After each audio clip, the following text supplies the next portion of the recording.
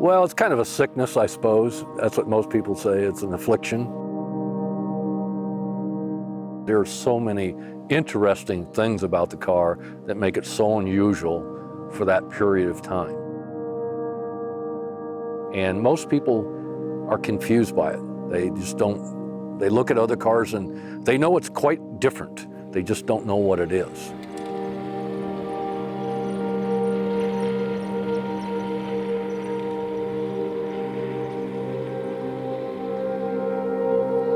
Gordon Buick designed a body that was far and beyond what anything was on the road at that time.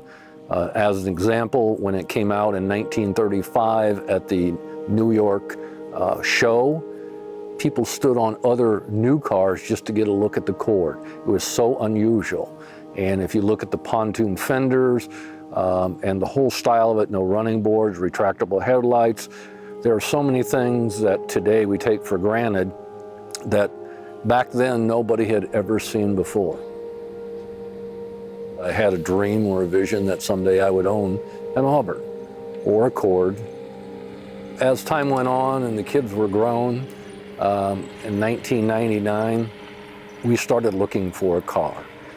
At that period of time, a fellow named Ray Cloud, who lived in Madera, Pennsylvania, discouraged me from thinking about buying a Cord because of the difficult nature of the transmissions and shifting and some of the oddities that are about the car. After he realized that he couldn't change my mind, I was set on buying a Cord, not an Auburn. He took me aside and mentioned that he had a Cord that he might want to sell to me. So I asked him a little more information about the car. The car was a supercharged Custom Beverly. Had no clue what a supercharged Custom Beverly was. So he goes in and explains to me, supercharged is better. Trust me, it's a better car. A custom, better car. So we proceed. Friday night we drive halfway over there. Saturday morning we drive to a small little coal mining town in a little valley in Pennsylvania, in the middle of Pennsylvania.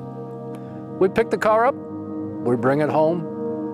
We spend a year on and off getting the car running. Ray returns to Auburn, and he is just absolutely thrilled to see the car back running and somebody driving it and enjoying it. That's the story of my Cord.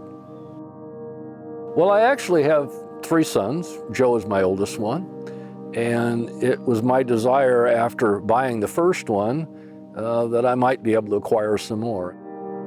Number 3 is getting close to being done, and I actually have 5 total cars, but all of my boys will have a car, and I hope they all enjoy them. We spent a lot of weekends out here in the shop working on cars.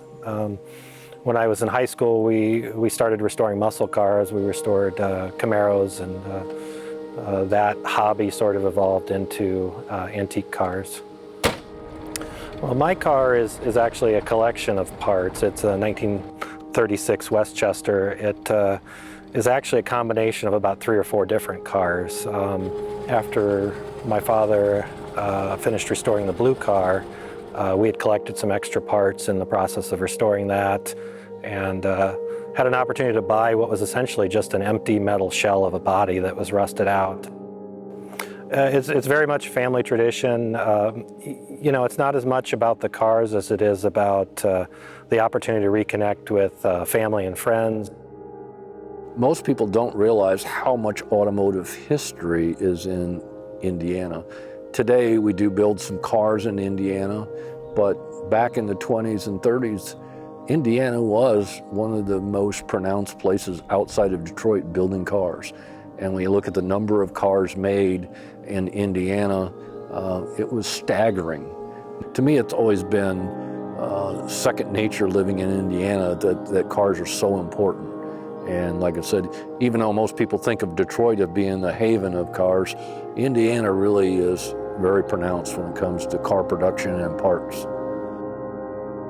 One of the things we do with the car especially is that we like to take it to shows. We like people to get in and sit in it. But most people like to think they can rope cars off. We like to think this is something that you should enjoy.